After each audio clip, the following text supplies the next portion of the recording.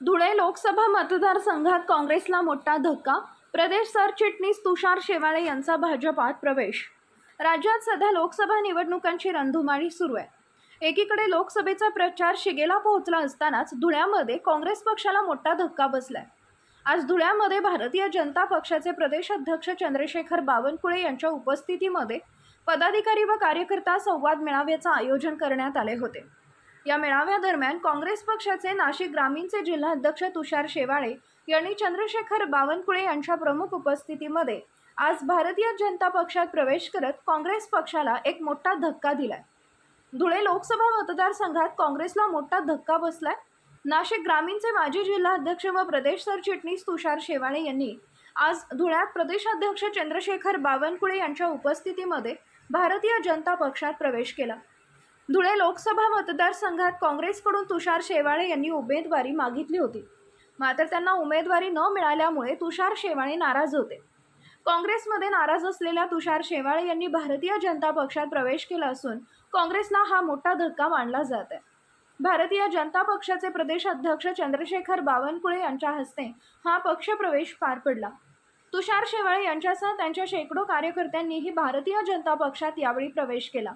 यावेळी त्यांनी प्रतिक्रिया देताना सांगितले की माझा मित्रपरिवार मोठा आहे, माझे असंख्य कार्यकर्ते, ही सर्व मोठी ताकद मी भाजपच्या मागे उभी करणार आहे.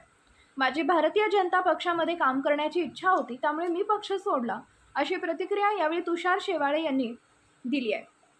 दरम्यान एकीकडे लोकसभेचा प्रचार शिगेला पोहोचला असतानाच तुषार शेवाळे यांनी साथ सोडल्याने काँग्रेसला हा मोठा धक्का मानला जात आहे. तसेच धुळे लोकसभा मतदारसंघात काँग्रेसला मोठे खिंडार पडलाय. ब्युरो रिपोर्ट, तेज मराठी न्यूज.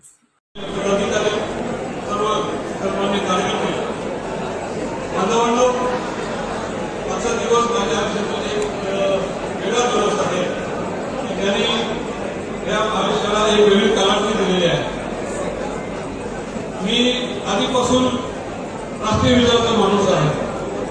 बालपणामध्ये प्राथमिक संघाचं काम केलेलं आहे, अनुभव घेतलेले आहे. त्याचबरोबर पुढे कॉलेजला गेल्यानंतर वैद्यकीय शिक्षण घेतल्यानंतर मालेगाव वैद्यकीय सेवा चालू केली. त्यावेळेला काही 7-8 वर्ष मी वनवासी कल्याण आश्रमात सुद्धा काम केलं. त्याच वेळेला मला भाजपमध्ये उमेदवारी आदरणीय आमचे नेते सुरेश दादा निकम त्यावेळी जिल्हा अध्यक्ष होते. त्यांनी सांगितलं जिल्हा परिषद आपल्याकडून लढवतो भाजपकडनं. त्यावेळेला इतर काही गोष्टी अशा घडल्या की मला त्यावेळेस उमेदवारी करता आली नाही. तेव्हापासून आपल्या सर्वांच्या सोबत राहिलं असतं. पण तरी वेळ उशीर झाला तरी ते परंतु मी आधीपासून राष्ट्रीय विचार प्रेरित आहे. त्याचबरोबर गेल्या 10 वर्षापासून आदरणीय मोदी साहेबांनी देशाची जी प्रगती केलेली आहे त्या देशाच्या प्रगतीकडे पाहून अतिशय नेतृत्वपूर्ण प्रगती झालेली आहे. डोळे घेतलेले आहे की ह्या देशाने आपल्या जगामध्ये आपले नवीन स्थान निर्माण केलेलं आहे की जे स्थान यापूर्वी कधी नव्हतं. त्याचबरोबर मोदी साहेबांच्या कार्यकाळामध्ये जे लहान मोठे मी स्वप्न पाहिलं होतं त्या 3 स्वप्नापैकी 2 स्वप्न पूर्ण झालेले आहेत. पहिलं स्वप्न 370 कलम हटवण्याचं, ते त्या काळामध्ये त्यांनी मोदी साहेबांनी करून दाखवलं. ही हिंमत फक्त मोदी साहेबांनी आणि सर्व भाजपच्या पदाधिकाऱ्यांनी होतं. त्यानंतर जी कधी होणारी गोष्ट होती राम मंदिराची, ती राम मंदिराची बांधणी आणि रामलल्लाची प्रतिष्ठा ही पण आदरणीय मोदी साहेबांच्या हस्ते झाली. हे दुसरं स्वप्न साकार झालं. तिसरं स्वप्न अजून बाकी आहे. या पुढच्या कार्यकाळामध्ये आपल्या सगळ्यांच्या साध्य पूर्ण करायचे आहे, ते म्हणजे समान नागरिक घ्यायला आपल्याला. त्याच्यासाठी हा प्रवेश, माझा प्रवेश फक्त देशाच्या हितासाठी आहे. मोदी साहेबांना पाठिंबा आहे, तुम्हाला सगळ्यांना पाठिंबा आहे.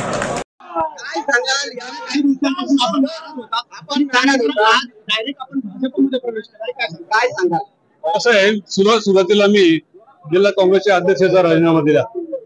त्यानंतर माझी समजूत करण्याकरता पक्षाने मला प्रदेश कार्यकारिणीवरती जनरल सेक्रेटरी म्हणजे त्या पदावर सरचिटणीस म्हणून माझी नियुक्ती झाली. पण नियुक्ती झाल्यानंतर माझं असं लक्षात आलं की आपल्या मनात जे आहे की आपल्याला मोदीजींच्या वर विश्वास ठेवून आपण जे आज देश बघतोय, देशासाठी वाटचाल चाललेली आहे, याच्यामध्ये कुठला तरी आपला खारीचा वाटा राहावा म्हणून आपण भाजपमध्ये आज प्रवेश करत आहोत. आणि ह्या प्रवेशामध्ये अतिशय प्रामाणिकपणे मी हा प्रवेश करत आहे.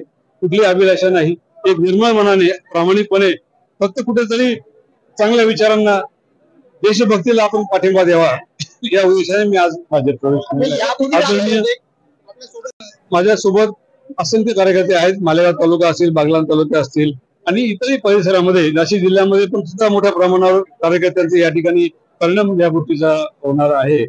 आणि माझा मित्र परिवार मोठा आहे, नातेवाईक मोठा आहे. हे संपूर्णपणे आधी शक्तीपूर्णपणे आपण आज भारतीय जनता पक्षाच्या मागे उभे करणार आहोत.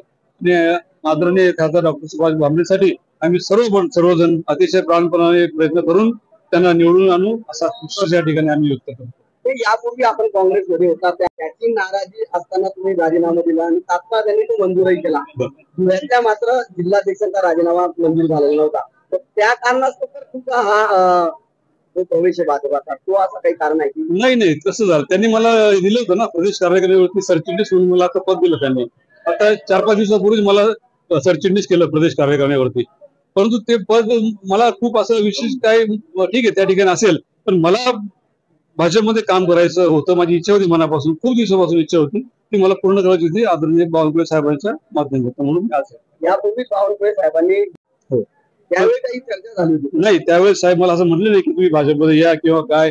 फक्त एकच म्हटले होते की तुम्ही चांगले कार्यकर्ते आहात, म्हणून सध्याच्या भेट म्हणून त्यावेळेस ते माझ्याकडे आले होते. या पुढचा जो बाबा भांबेसाठीचा प्रचार आहे तो कशा पद्धतीने राहील आणि बागलाण परिसरात त्यांना किती मदत आपण देऊ शकतो? हे बघा, माझा प्रवेश हीच एक त्याचा इम्पॅक्ट जो होणार आहे, त्याचा परिणाम जो होणार आहे, ज्याचे बरेचसे जण जे संभ्रमावस्थेत आहेत आमचे मला मानणारे म्हणजे कार्यकर्ते ते संपूर्णपणे बाबा भांबरेच्या कामाला लागून असंख्य त्याचे परिणाम तुम्हाला 20 तारखेच्या मतदानात दिसून येईल आणि त्याचा निकाल तुम्हाला 4 तारखेला लागून. परंतु यापूर्वी आपण काँग्रेसचा झेंडा घेऊन आपण प्रचार करत होता, परंतु आता आपल्याला याच निवडणुकीमध्ये भाजपचा झेंडा हाती घ्यावा लागला आहे. आपल्या या संदर्भात आपण लोकांपर्यंत कसं पोहोचू? हे बघा, भाजप हा राष्ट्रीय पक्ष आहे आणि भाजपचे पालेमुळे खोलपर्यंत गेलेले आहेत. आणि मला भाजपच्या कार्यकर्त्यांना सगळ्यांना सोबत घेऊन जो आज राष्ट्रीय अजेंडा आहे भाजपचा, तो सोबत घेऊन काम करायचंय. त्यात काय फार वेगळं अवघड नाहीये काही. आणि कार्यकर्त्याला काम करायला काही अडचण नाही, कुठेही करू शकतो. धन्यवाद.